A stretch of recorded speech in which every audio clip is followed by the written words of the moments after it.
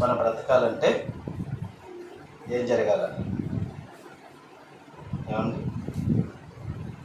మనం బ్రతకాలంటే ఏం జరగాలంటే కొన్ని చావాలా. మనం బ్రతకాలంటే కొన్ని చావాలి. మనం బ్రతకాలంటే కొన్ని చావాలా, అంతేనా? ఏం చావాలి? మనం బ్రతకాలంటే ఏం చావాలి? చాలామంది కొన్నిటిని మాత్రమే చంపొద్దు, కొన్నిటిని మాత్రమే చంపొద్దండి అని చెప్పి మాట్లాడుతున్నారు. వాటిని ఎందుకు చంపకూడదు? మరి కొన్నిటిని చంపొచ్చా? కొన్నిటిని ఎందుకు చంపకూడదు, మరి కొన్నిటిని ఎందుకు చంపాలి? ఇంతకు మనిషి బ్రతకాలంటే మరి అనేకములు చావాలి, అనేకమైనవి చావాలి. అవేంటి? తర్వాత యేసుక్రీస్తు వారి మరణం కూడా అంత అవసరమా? యేసుక్రీస్తు వారి మరణం కూడా అంత అవసరం అంటారా? ఆయన కూడా చావు ఎందుకోసం, ఆయన ఎందుకు మరణించాల్సి వచ్చింది అనే విషయాల గురించి కొంత మనం క్లుప్తంగానే మనం నేర్చుకోవడానికి ప్రయత్నం చేద్దాం. మొదటిగా మనం బ్రతకాలంటే కొన్ని బలి కావాలి. మనం బ్రతకాలంటే కొన్ని బలి కావాలి. ఏమేం బలి కావాలి అంటే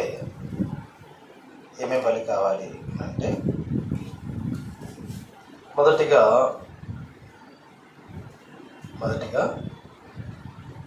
మనిషి బ్రతకాలంటే ఏమేమి అవసరం అంటారు?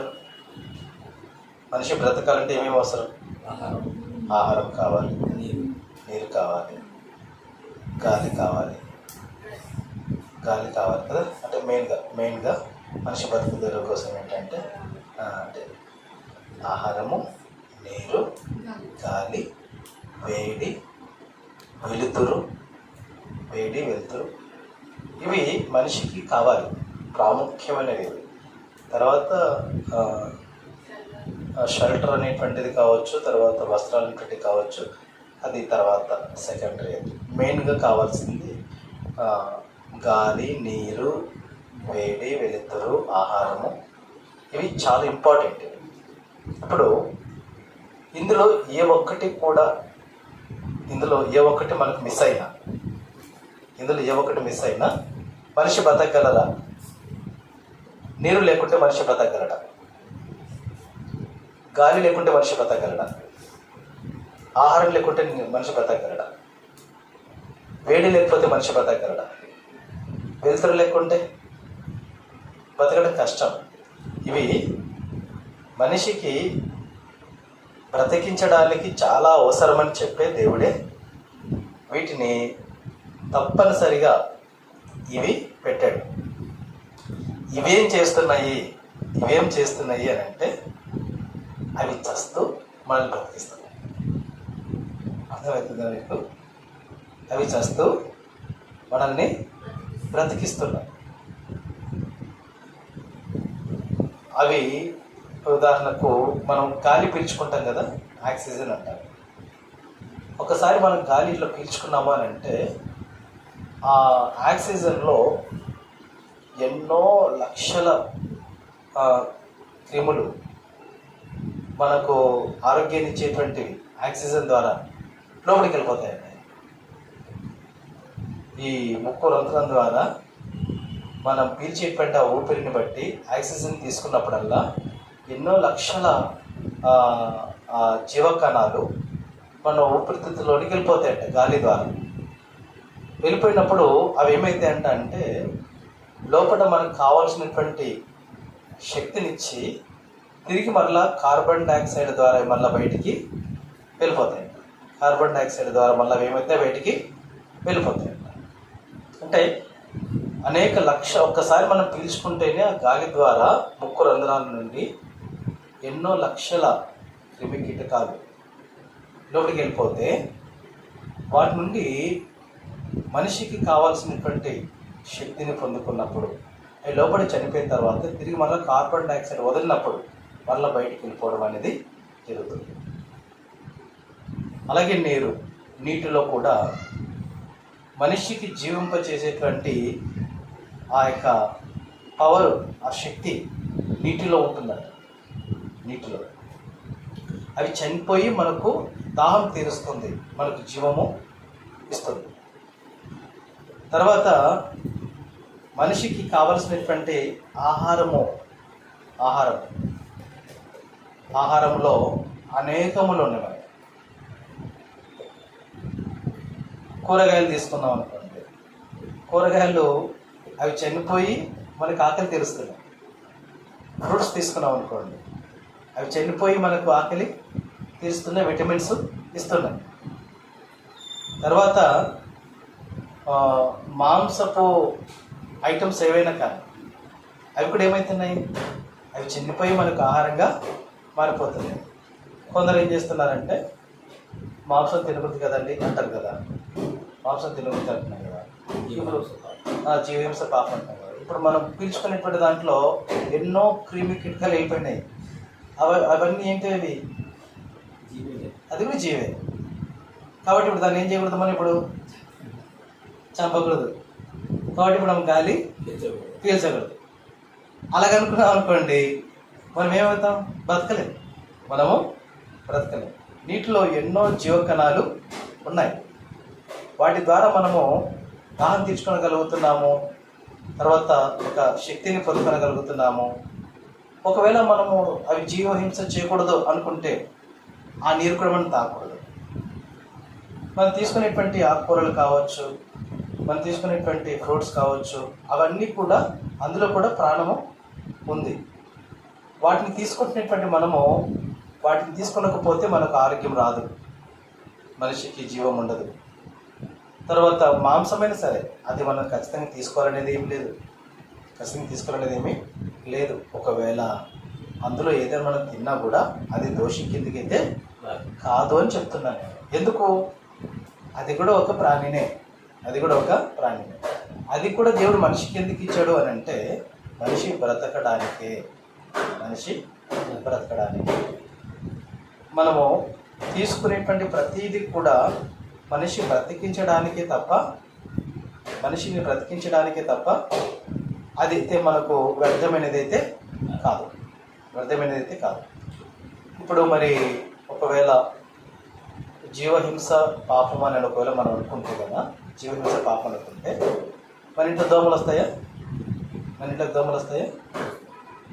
దాన్ని మనం బతికిస్తామా? ఏం చేస్తాం? చంపుతాం, అవసరమైతే కొట్టి చంపుతాం. అది జీవహింస కాదా? జీవహింస.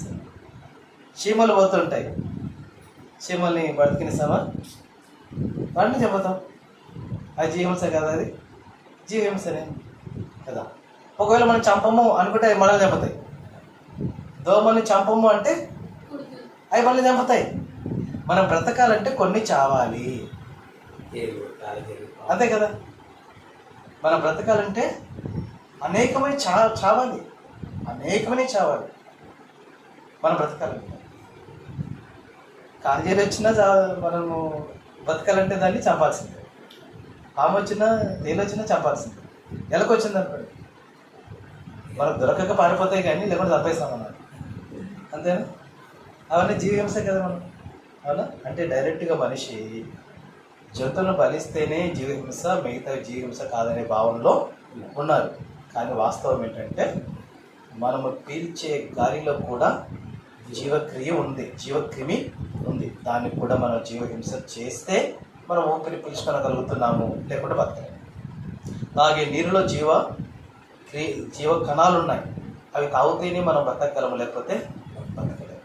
తీసుకునే ఆహారం అది ఏదైనా కావచ్చు, అది ఏ రకమైనటువంటి పప్పు దినుసులు కావచ్చు, ఏ రకమైనటువంటి మసాలా దినుసులు కావచ్చు, ఏ రకమైనటువంటి ఫ్రూట్స్ కావచ్చు, ఏ రకమైనటువంటి ఆకుకూరలు కావచ్చు, ఏ రకమైనటువంటి ధాన్యం కావచ్చు, అవన్నీ కూడా జీవంతో కూడినవే. కూడినవి. ఒకవేళ అవి నాకు వద్దు అనుకుంటే, జీవహింస చేయకూడదు అనుకుంటే అవన్నీ ఇవి మనం తీసుకోకూడదు. ఇక మాంసం గురించి అంటావా, అది మనం తినొచ్చు తినకపోవచ్చు, అది మన ఇష్టం. అది మనము ఎన్నో రకాల ఫ్రూట్స్ ఉంటాయి, మనకు నచ్చినవి తీసుకుంటాం, మనం నచ్చినవి తింటాం అంతే. ఎన్నో రకాల పప్పు రకరకాలు ఉంటాయి, మనం నచ్చినవి తీసుకుంటాం. మాంసం తినకపో మన ఇష్టం. అది తినకపోతే పాపి అని, తింటే పరిశుద్ధులని ఇట్లాంటిది ఏమీ లేదు. కాకపోతే ఏం చెప్తున్నామంటే, జీవహింస అనేటువంటిది జంతు బలిని మాత్రమే ఎన్నుకోదు. అదొకటే మనం ఎన్నిక చేయకూడదు, దానికదైనా చూపించకూడదు, అనేకములు ఉన్నాయి. ఆ జీవహింస చేసినంత మాత్రాన అది దోషం కిందికి రాదు అని చెప్తున్నాను. ఎందుకంటే ఇవన్నీ దోషం కిందికి రానప్పుడు అది కూడా దోషం కిందికి రాదు. సరే, ఇందాక మనం చెప్పుకుంటున్నట్టు ఏంటిది, మనం బ్రతకాలంటే కొన్ని చావాల్సిందే కదా. మనం బ్రతికించేయడానికి అనేకులు చస్తున్నాయి. అలాగే ఈ లోకంలో బ్రతికినంత కాలం బ్రతుకు తెరువు కోసం అనేకమైనవి చస్తున్నట్టుగానే నిత్యత్వం చేరుకోవాలంటే కూడా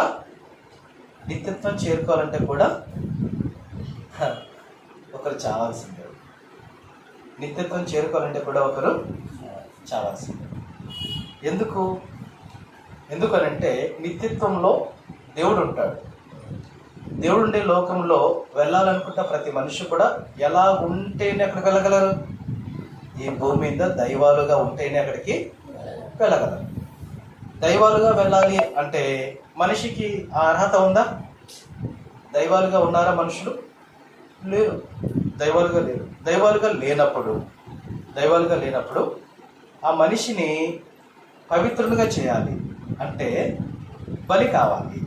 పవిత్రంగా చేయాలంటే ఏం కావాలి? బలి కావాలి. ఇప్పుడు మనం చెప్పుకుంటున్నాం కదా, మనం బ్రతకాలంటే అనేకమైన బలి కావాలి. మనం నిత్య జీవంలో ప్రవేశించాలంటే, నిత్యము మనం జీవించాలంటే కూడా బలి కావాల్సిందే.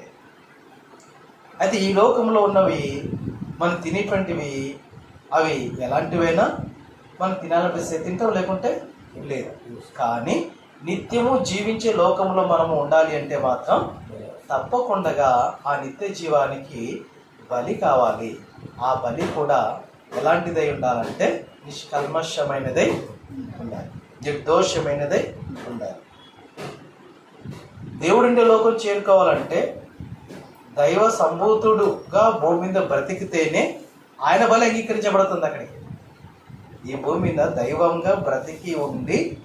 దైవంగా బ్రతికుండి బలైతేనే తప్ప ఆ బలిని దేవుడు అంగీకరిస్తాడు తప్ప, మళ్ళా అపవిత్రుడుగా ఉండి మరణిస్తానంటే మాత్రం వారి బలి ఆయన అంగీకరించాడు. అందుకనే ఈ లోకంలో ఉన్నటువంటి సర్వమానవాళి పాపాల విమోచన కోసమే యేసుక్రీస్తుల వారు బలి కావాల్సిన అవసరత ఏర్పడింది. ఆయన కూడా ఒకవేళ ఏదైనా దోషం చేసిన వాడు అనుకోండి, ఆయనలో ఏదైనా పాపం ఉందనుకోండి, ఆయన బలి కూడా అంగీకరించేది కాదు. ఎలాంటి రక్తం కావాలి ఆ లోకానికి చేరుకోవాలంటే? ఎలాంటి వారు బలి కావాలి? ఎలాంటి వారు బలి కావాలంటే నిర్దోషమైన వారు, నిష్కల్మషమైన వారు, నీతిగా ఉన్నవారు, యథార్థంగా ఉన్నవారు. ఒక మాటలో చెప్పాలంటే పుణ్యాత్ముడు. ఒక పుణ్యాత్ముడు మానవాళిని నిత్యము జీవింప చేయాలి అంటే, నిత్యము ఉండే ఆ లోకంలో చేర్చాలి అంటే ఒక పుణ్యాత్ముడు బలి కావాలి. ఆ పుణ్యాత్ముడు బలి కావాలన్నప్పుడు ఈ భూమి మీద ఆ నిత్య జీవానికి తీసుకెళ్ళిపోయేటువంటి పుణ్యాత్ముడు బలైనటువంటి వారు ఎవరైనా ఉన్నారా అని ఆలోచిస్తే మనకు యేసుక్రీస్తు తప్ప మరొకరు ఎవరు కనిపించారు. యేసుక్రీస్తు తప్ప మరెవరు మనకు కనిపించారు. ఆ నిత్య జీవానికి బలి అవసరమా? మరి నిత్యము జీవించాలంటే బలి అవసరమేనా కదా? బలి కావాలా లేదా? ఇప్పుడు బ్రతకాలంటే అనేకులు బలి కావాలా లేదా? బలి వద్దు అనుకుంటే మనం బ్రతకలేమంటున్నాం. బలి వద్దు అనుకుంటే మనం ఏం చేయాలా? బ్రతకలేము. నిత్య జీవం కావాలి అనుకుంటే ఖచ్చితంగా బలి ఇవ్వాలి. బలి ఇవ్వాలి నిత్య జీవానికి వెళ్ళాలంటే. ఏ బలి ఇవ్వాలి అంటే, మనకు పాత నిబంధన కాలంలో అంతా కూడా దేవుడు ఏం చెప్పాడనంటే, బలులు ఇవ్వటం ఎలాగో, ఏ రకమైన బలులు ఇవ్వాలో దేవుడు చెప్పుకుంటూ వచ్చాడు. ఏ రకమైనటువంటి బలులు ఇవ్వాలో చెప్పుకుంటూ వచ్చాడు కదా. జంతువులను బలి అర్పించుకుంటూ వచ్చేసాడు. గువ్వలను, పొట్టేళ్లను, ఎడ్లను బలి అర్పించుకుంటూ రావడం జరిగింది. వాటి వలన ఏంటి లాభము అంటే, మనిషి నిత్యము జీవించాలంటే రక్తము చిందించాలి అన్నాడు. ఆ రక్తము కోడల రక్తము, మేకల రక్తము, పొట్టేల రక్తము, ఎడ్ల రక్తము కాకుండా ఒక పుణ్యాత్ముని యొక్క బలియాగము ద్వారానే నిత్యము జీవించే అవకాశం మనకు ఉంది. ఆ పుణ్యాత్ముడు బలి కాకపోతే మనము నిత్యము జీవించే లోకంలో చేరుకోలేము. నిత్యము జీవించే లోకం చేరుకోలేము. యేసుక్రీస్తు కాకుండా ఇంకెవరైనా నీతిమంతులుగా ఉండి బలి అయిపోయిన వారు ఉన్నారా చరిత్రలో? యేసుక్రీస్తు కాకుండా ఇక నీతిమంతులుగా భూమి మీద బ్రతికి, నిష్కల్మషుడిగా ఉండి, పుణ్యాత్ముడిగా బ్రతికి, మనుషులందరి పాపాల విమోచన కోసమై ప్రాణం పెట్టినటువంటి పుణ్యాత్ములు ఎవరైనా ఉన్నారా మనకి హిస్టరీలో? ఎవరు లేరు. ఒక యేసుక్రీస్తు తప్ప. కనుకనే యేసుక్రీస్తు వారి యొక్క ఆ బలి యాగము ద్వారా, ఆయన చేసిన బలి యాగము ద్వారా సర్వమానవాళి పాపాలకు విమోచన కలిగిందంటే నిత్యము జీవించే భాగ్యము తగ్గింది. నిత్య జీవంలో ప్రవేశించే అర్హత తగ్గింది. లేదు అంటే మానవుడికి నిత్యము జీవించే లోకంలో ఉండే అర్హత లేదు. మరి నిత్యము నరుడు జీవించాలి, నిత్య జీవంలో దేవుడిని లోకంలో చేరుకోవాలి అంటే ఏం కావాలి? బలి కావాలి. ఏ బలి కావాలి? పుణ్యాత్ముని బలి కావాలి. ఒక పుణ్యాత్ముని బలి కావాలి. ఆ పుణ్యాత్ముడు బలి అయితేనే తప్ప మానవుడు అతడు శుద్ధీకరించబడడం కష్టం. ఒక పుణ్యాత్ముడు నిత్య జీవం ప్రవేశించడం కష్టం. అంటే మానవుడు నిత్య జీవం ప్రవేశించడం కష్టం. కనుకనే యేసు ప్రభు వారు మానవాళి పాపాల విమోచన కోసమై బలి అయ్యాడు. ఆ బలి కావడానికే ఈ లోకానికి ఆయన వచ్చాడు. అలా బలి కావాలని చెప్పి ఆయన ఆల్రెడీ నిర్ణయింపబడ్డాడు. బలి కావాలని చెప్పి ఆల్రెడీ ఆయన నిర్ణయించబడ్డాడు. నిర్ణయించబడినటువంటి ఆ నిర్ణయం ప్రకారంగా ప్రభు యేసుక్రీస్తు వారు బలి అయ్యాడా కాలేదా? అయ్యాడు. వాస్తవానికి 51వ కీర్తనలో 51వ కీర్తన ఒకసారి చూద్దాం. 16-17 వచ్చిన ఒకసారి చూద్దాం. 51వ కీర్తన 16-17.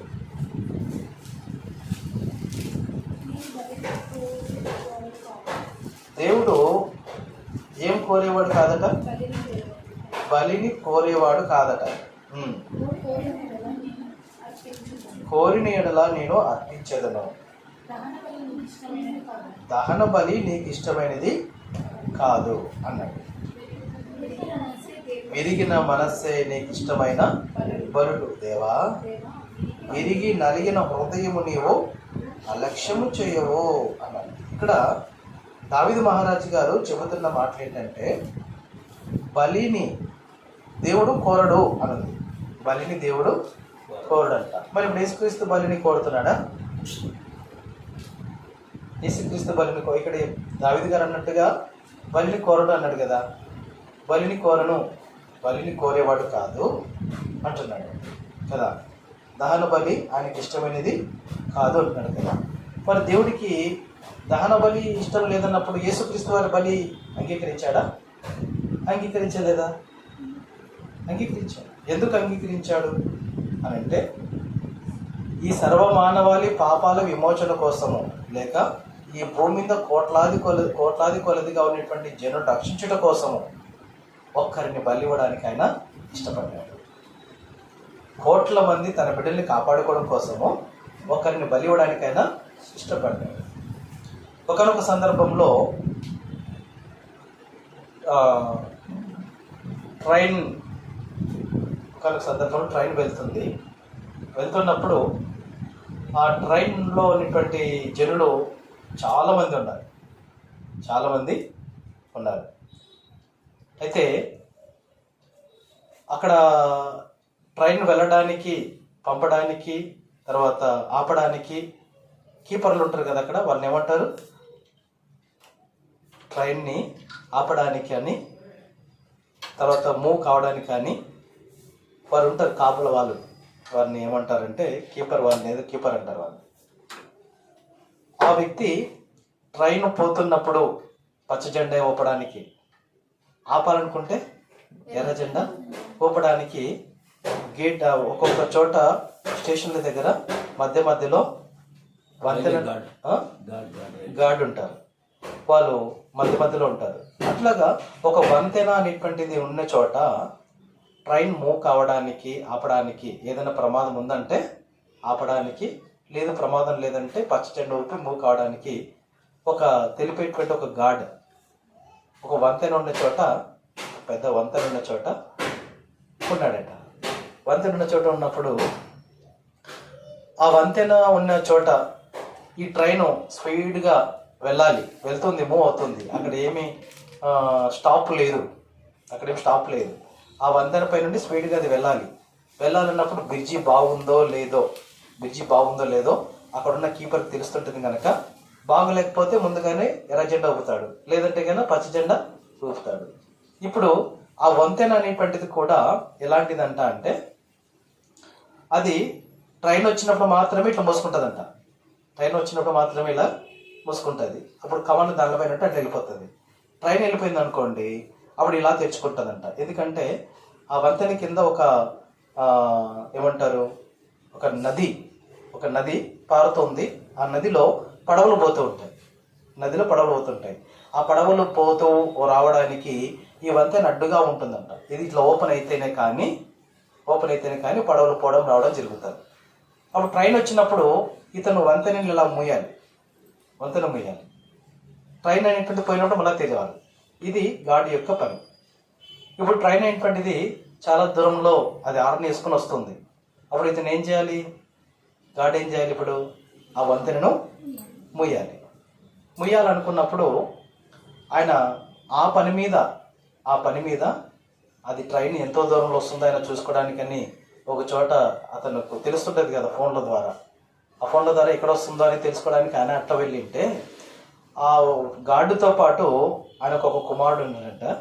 ఆ రోజు ఆ కుమారుడు తనతో పాటే గార్డుతో పాటే వచ్చి నాన్న దగ్గర ఆడుకుంటూ వాడికి ఏదో బొమ్మ ఉంటే ఆ బొమ్మ మిషన్ తిప్పేటువంటి చోటు ఉంటుంది సరే, మిషన్ అది అంటే ఇట్లా వంతెన ఇట్లా క్లోజ్ కావాలంటే ఒక చోట తిప్పేది ఉంటుంది. అందులో ఓడిపోయిందంట బొమ్మ పడిపోయేసరికి ఆ పిల్లోడు ఆ బొమ్మను తీసుకోవడానికి అని ఇట్లా తొంగి చూసి అందులో ఓడిపోయినాడు. పడిపోయినప్పుడు అక్కడ నుంచి ఏమో ట్రైన్ వస్తుంది. ఇక్కడేమో పిల్లోడు లోపల పడిపోయినాడు. ఇప్పుడు ఎవరిని కాపాడుకెళ్ళి ఇప్పుడు అతను ట్రైన్లో ఇది సొంత కొడుకు కదా, మరి ఇతను కాపాడుకోవద్దా?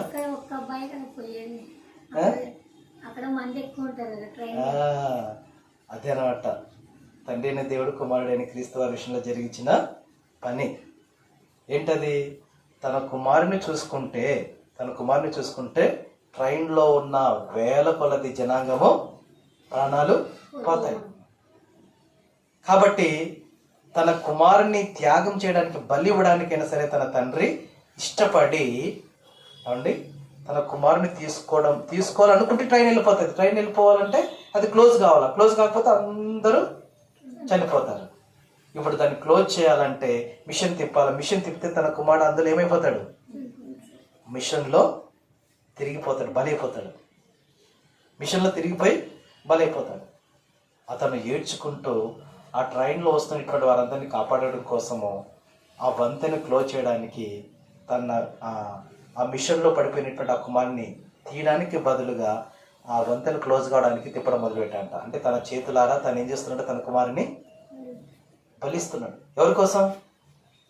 ట్రైన్లో ఉన్న వారందరినీ కాపాడడం కోసం, బతికించడం కోసం. ఒకవేళ లేదు నా కుమారుని కాపాడుకుంటానంటే అందరూ చచ్చిపోతారు. యాజిటీజ్గా దేవుడు డిజైన్ చేశారు. తండ్రి దేవుడు మన విషయంలో కూడా భూమి మీద సర్వ మానవాళి పాపాల విమోచన కోసమే, బతికించడం కోసమే, నిత్యము జీవింపు చేయడం కోసమే ఈ లోకానికి దేవుడే కన్న తండ్రి దేవుడే కుమారుడిని యేసుక్రీస్తుని తనే చేతులారా తన కుమారుని ఏం చేశాడు, బలిగా అర్పించాడు. ఒకవేళ ఆయన అర్పించబడకపోతే అందరము నశించిపోతాం. అందరము నాశనానికి వెళ్ళిపోతాం, నశించిపోతాం. అందుకే వాళ్ళందరినీ బ్రతికించడం కోసము ప్రభుని క్రీస్తు వారిని ఏం చేయడానికి ఇష్టమైందంట ఆయనకి. యెషయా గ్రంథం 53, యెషయా గ్రంథం 53 10 యెషయా గ్రంథం 53:10. అతనిని నలగొట్టుటకు యెహోవాకు ఇష్టమాయెను. అంటే యేసుక్రీస్తు వారిని నలగొట్టాడా లేదా? నలగొట్టాడు. ఒకవేళ బలి వద్దు అనుకుంటే ఆయన బలి నాకు వద్దు అనుకుంటే ఏమండి, ఇక ఇంతమంది ప్రజలు ఆయన దగ్గరికి వచ్చేవారు కానీ కాదు. ఇప్పుడు సర్వమానవాళి ప్రజలందరినీ ఆయన బ్రతికించుకోవాలనుకుంటే, సర్వమానవాళి బిడ్డలను తన చెంతకు చేర్చుకోవాలంటే ఒకరిని బలి ఇవ్వాల్సిన అవసరత ఏర్పడింది. ఒకరిని బలి ఇవ్వాలన్నప్పుడు ఆ ఒక్కరు ఎవరై ఉండాలట? నిర్దోషమైన వాడే ఉండాలి, నిష్కల్మషమైన వాడే ఉండాలి. ఆయన ఏ దోషం లేనివాడుగా ఉండి పుణ్యాత్ముడుగా ఉండాలి. ఆ పుణ్యాత్ముని బలి యాగము ద్వారా, ఆయన కార్చిన రక్త ప్రోక్షణ ద్వారానే సర్వమానవాళికి విమోచన అనేటువంటిది ఇవ్వడానికి తండ్రికి ఇష్టమైంది. కాబట్టి యేసుక్రీస్తు వారిని బలి ఇవ్వడానికి తను తానే చేతులారా ఆయన అప్పచెప్పాడు. దేనికి? మరణానికి ఆయన అప్పచెప్పేశాడు. అందుకే అంటున్నాడు ఏమని? అతన్ని నలకొట్టుటకు యెహోవాకు ఇష్టమాయెను, ఆయన అతనికి వ్యాధి కలగజేసెను, అతడు తను తానే అపరాధ పాప పరిహారార్థ బలిగా చేయగా అతని సంతానము చూచింది. అంటే సర్వ మానవాళి పాపాల విమోచన కోసమే, అపరాధ పాప పరిహారార్థము బలి చేయడం కోసమే యేసుక్రీస్తు వారిని ఈ లోకానికి పంపించడం జరిగిందంట. లేకుంటే ఆయన ఏం అవసరం చెప్పండి ఈ లోకానికి? ఒకవేళ బలి అవసరం లేదనుకోండి, బలి దేవుడు ఇష్టపడట్లేదు అనుకోండి, యేసుప్రభు వారిని ఈ లోకానికి పంపించాల్సిన అవసరం ఉందా? ఏం అవసరం లేదు. బలి అవసరం లేదనుకుంటే యేసుప్రభుని పంపించాల్సిన అవసరమే లేదు. బలి కావాల్సిందే, బలి కావాలి. రక్తం చిందిస్తేనే తప్ప పాప క్షమాపణ రాదు. అంటే ఒకరు బలి అయితేనే తప్ప మనం బ్రతకడం కష్టం. కనుకనే మనము ఈ భూమి మీద బ్రతకాలంటే అనేకములు చావాలన్నది ఎంత వాస్తవమో, నిత్యము జీవించాలంటే కూడా ఒక బలి కావాలి. ఆ బలి పుణ్యాత్ముని బలి కావాలి. పుణ్యాత్ముడైన ఆయన దైవముగా భూమి మీద బ్రతకాలి, మనిషిగా బ్రతకూడదు. అతను ఎలా బ్రతకాలి భూమి మీద? దైవలోకంలో తన పిల్లల్ని చేర్చాలంటే భూమి మీద దైవముగా బ్రతికితే ఆయన బలి అంగీకరించబడుతుంది తప్ప మళ్ళీ మనిషిగా బ్రతికితే అంగీకరించబడడం సాధ్యం కాదు. కనుకనే యేసు ప్రభువు ఈ లోకంలో జీవించిన దినాల్లో ఆయన సర్వమానవాళైన మనల్ని బ్రతికించడం కోసము ఆయన దైవముగా భూమి మీద బ్రతికి తను తాను రిక్తునిగా చేసుకొని తను తాను బలికి సిద్ధమయ్యాడు. సిద్ధమై ఆయన నలగొడుతుంటే నలగబడ్డాడు. ఈ కుమారుని తిప్పుతుంటే ఆ కుమారుడు తిప్పబడ్డాడు, చంపబడ్డాడు. అనేక మంది బ్రతికించినట్టుగానే పరలోకమందుని తండ్రి అయిన దేవుడు కుమారుడైన క్రీస్తుని ఎలా బలిగా ఆయన అర్పించాలో అలా అర్పించడానికి అప్పచెప్పినప్పుడు ఆయన వదిలేశాడు. ఆయన బలి కావాలనేదే దేవుని యొక్క నిర్ణయం. ఇది ఎప్పుడు తీసుకున్న నిర్ణయం? ఇది జగత్తుకు పునాది వేయబడక మునిపే తీసుకున్న నిర్ణయం. తన ప్రజలైన వారు దోషము చేస్తే నా దగ్గరకు రాలేరు గనక వారు తిరిగి మనం నా చెంతకు తీసుకోవాలి అనుకుంటే వారు పాపం నుంచి విడుదల పొందుకోవాలి. పాపం నుంచి విడుదల పొందుకుంటే రక్తము చిందింపబడాలి. రక్తం చిందింపబడాలంటే జంతు బలి యాగము ద్వారా కాదు. మరేంటి? ఒక పుణ్యాత్ముని బలి కావాలి, ఒక పుణ్యాత్ముడు బలి అవ్వాలి. ఆ పుణ్యాత్ముడు బలి కావాలంటే ఎవరు నిర్ణయించాడు అంటే ప్రభువు యేసుక్రీస్తు వారిని నిర్ణయించాడు. కాలము సంపూర్ణమైన తర్వాత ఆయన వచ్చాడు, ఆ పుణ్యకార్యమైన చేశాడు. ఒకవేళ ఆయన చేయకపోయి ఉంటే సర్వమానవాళికి నిత్య జీవం ఉండేది కానీ కాదు అన్నది వాస్తవం. ఆయన బలిని ఆయన అంగీకరించకపోయి ఉంటే మనకి ఎవ్వరికీ నిత్య జీవం ఉండదు. ఆయన అంగీకరించాడు. కారణము మనందరినీ బ్రతికించడం కోసమే. ఇకపోతే మరి దావీదు గారు అన్నమాట ఇదేంటి? బలిని కోరడు కదా అంటున్నాడు. ఏంటంటే దావీదు మహారాజు ఏం చెప్పొస్తున్నాడు అంటాడా? దావీదు గారు బత్షెబా విషయంలో దోషము చేశాడు. చేసి బలి అర్పిస్తే అలాంటి బలులు ఆయనకి ఇష్టమా? దోషం చేసి బలి అర్పిస్తానంటే ఆయనకి ఇష్టమా? అదే దావీదు చెప్తాడు ఏమని, నేను అర్పించే బళ్ళు కాదా నీకు కావాల్సింది నీ మాట వినడము శ్రేష్టం. నేను అర్పించేటువంటి ఈ బలి కాదు నీకు కావాల్సింది, విరిగి నలిగిన మనస్సే నీకు కావాలి, నీకు లోబడమే నీకు కావాలి అని చెప్పి అక్కడ చెప్తూ ఉన్నాడు. అలాగే ఈ భూమి మీద ఉన్నటువంటి మనుషులమైన మనం కూడా ఆ పుణ్యాత్మల బలియాగము ద్వారా రక్షింపబడ్డాము. బ్రతికి మనం నిత్యము ప్రభు ద్వారా నిత్యము జీవించాలి అంటే ఈ లోకంలో మనము కూడా కొన్నిటిని చంపాలంట. మనం కూడా కొన్నిటిని ఏం చేయాలంట? చంపాల. వేటిని చంపాలి? మనం కూడా కొన్నిటిని చంపాలంటున్నాడు కదా. మనం నిత్యము జీవించాలంటే మనం కూడా బలి ఇవ్వాలంట. మనం కూడా ఏమి ఇవ్వాలా? ఏం బలి ఇవ్వాలా? బలి ఇవ్వాలంట. మనం చూద్దాం. మనందరినీ బ్రతికించడానికి ప్రభుని క్రీస్తు వారైతే బలి అయిపోయాడు. ఆయన పుణ్యకార్యం చేసి వెళ్ళిపోయాడు. ఇప్పుడు మనం కూడా బ్రతకాలి అంటే, మనం నిత్యము జీవించాలంటే పుణ్యాత్మని రక్తమే సరిపోతుంది. బాగుంది. అయితే మనము కొన్నిటిని చంపాలని బైబిల్ గ్రంథంలో దేవుడు చెప్తున్నాడు. చూడండి, కొలస్సీలకు రాసిన పత్రిక 3వ అధ్యాయము. కొలస్సీలకు రాసిన పత్రిక 3వ అధ్యాయం 5వ వచనం. కావున భూమి మీదనున్న మీ అవయవములను అనగా జారత్వమును అపవిత్రతను కామాతురతను దురాశను విగ్రహారాధనైన ధనాపేక్షను చంపేయండి. వీటిని ఏం చేయాలంట? వీటిని చంపేయాలంట. అంటే వీటిని మనం ఏం చేయాలి? బలిగా ఇచ్చాలి. వేటినంట? జారత్వము, అపవిత్రత, కాముకత్వము, దురాశ, ధనాపేక్ష కదా, అదే ధనాపేక్ష. వీటిని ఏం చేయాలంటే వీటిపైన మనం ఎట్లుండాలంట? వీటిని మనము చంపేయాలంట. ఒకవేళ వీటిని మనం చంపకపోతే ఇవేం చేస్తే మనల్ని చంపుతాయి. వీటిని మనం చంపకపోతే ఇవి మనల్ని చంపేస్తాయి. మన ఇంట్లోకి వచ్చేటువంటి క్రిమి కీటకాలు మనం చంపకపోతే అవి మనల్ని చంపేస్తాయి. విషపురుగులే. ఇవి కూడా నిత్యము జీవించడానికి ఇవి కూడా విషపురుగులే. ఇవి కూడా మనకు విషపురుగులే. వీటిని మనం ఏం చేయాలంట? చంపేయాలి. వేటినంట అంటున్నాడు ఇక్కడ?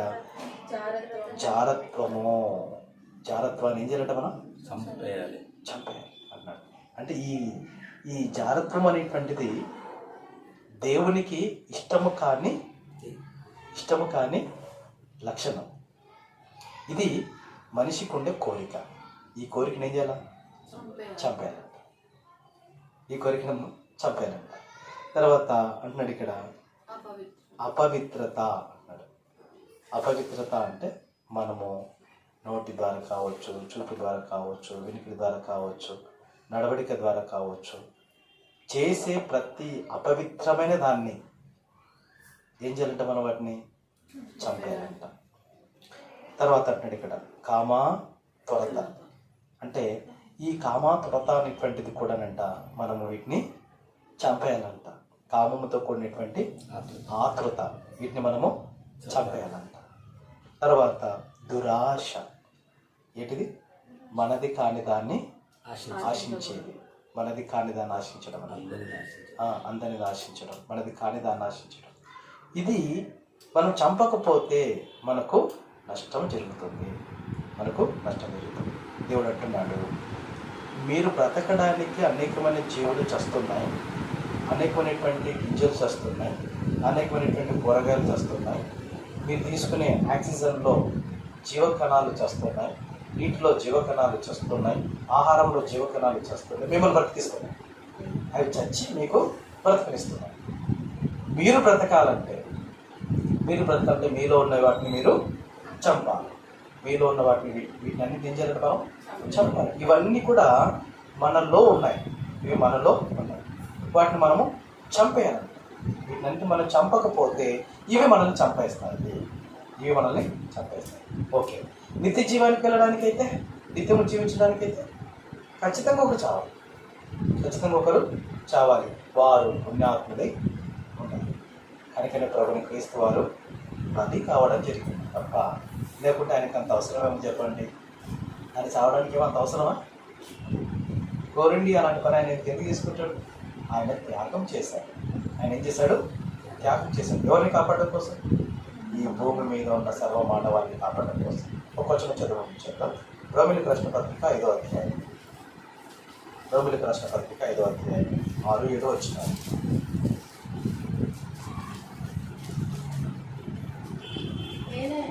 ఎలాగగా మనం ఇంకా బలహీనులమై ఉండగా క్రీస్తు యుక్తకాలమున భక్తిహీనుల కొరకు చనిపోయాడు లేదా? చనిపోయాను అంటే బలి అయ్యాడు అని దాని అర్థం. అంటున్నాడు ఇక్కడ. ఎవరి కోసము?